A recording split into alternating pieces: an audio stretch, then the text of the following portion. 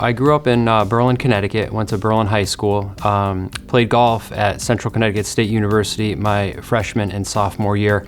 Was fortunate to be really successful after my sophomore year. I think I won 5 tournaments and wanted to transfer out, so I ended up transferring to Texas, El Paso for 1 year and had a really successful venture out there. Competing and playing against some of the best players in the country. And then ended up transferring back to Central for my 4th year, which I redshirted, and then played my 5th year and graduated. Once I got done with college, I turned professional, which is what I always wanted to do, and traveled around the world for about 15 years and played professional golf on pretty much all the major golf tours around the world.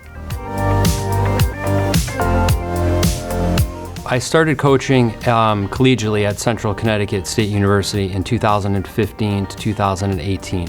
So I was there for 3 years, and we were fortunate enough to win, I think, 4 tournaments in those 3 years. Ended up winning our conference championship the final year, which was 2018. Went to the NCAA regionals, and then unfortunately the program got cut after that. Men's and women's golf got cut from the platform of athletics. I then, after that, the following year, I coached 1 year at Western New England University and then took some time off. After taking that time off, I really wanted to get back into it. I took about 4 years off. I wanted to get back into it, and fortunately, a job up at Holy Cross opened up, so I was doing a part-time job up there, and then a part-time job opened up here last year, so I was kind of double dipping, and then this opened up to a full-time position at Eastern Connecticut last springtime, and I gladly accepted it, which brings me to here right now. The golf is great.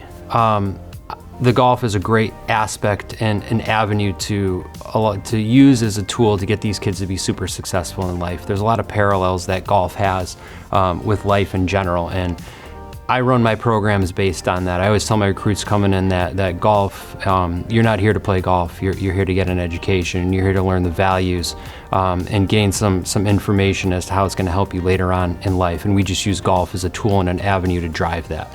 So I think it's a wonderful opportunity for kids to come in. It's a wonderful opportunity for kids to compete, and it's a great opportunity for these kids to get advancements and get a great direction in life by using the game of golf. One of the things that I look for in a prospective student athlete is their character. When I go on these recruiting trips and I'm actually watching these kids compete, I'm not necessarily worried so much about how they perform out on the golf course. I know they're really good. I can see their scores over a long period of time. But I look at how they handle themselves. I look at what happens when they make a mistake. I look at what happens when they do well. I look at how they walk. I look at their interaction with their parents. So all the things that you build the foundations of a good program is basically what I'm after. The scores come and go. We understand that they're kids and they're going to make mistakes, but the one thing I really look for is that character and being able to look at a kid who's 17 and help develop him so when he's 22 he's ready for the world. So I think one of the major advantages of playing at the Division III level is that the playing field is level. So there's no athletic scholarships. I coached at D1 before for 3 years, and one of the hard things is some schools are fully funded and some schools aren't.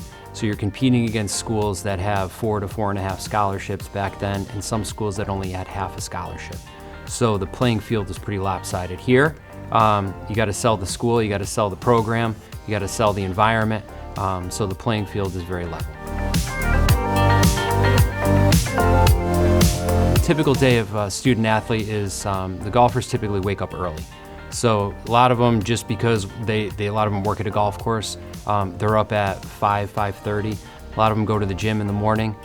It's class, and then it's off to practice. The interesting thing about golf is, we use 3 golf courses in and around the area, so I can't be every place every time. So a lot of these kids practice on their own.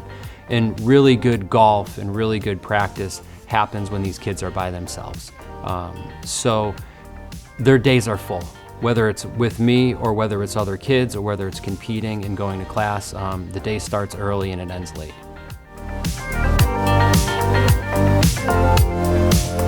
The life lessons that I hope they learn is when they look back and they connect the dots when they're 30, 35 years old, they can use the tools that golf teaches them to carry them the rest of their life. I mean, golf is such a unique sport in so many ways. There's very few games out there that actually you call penalties on yourself.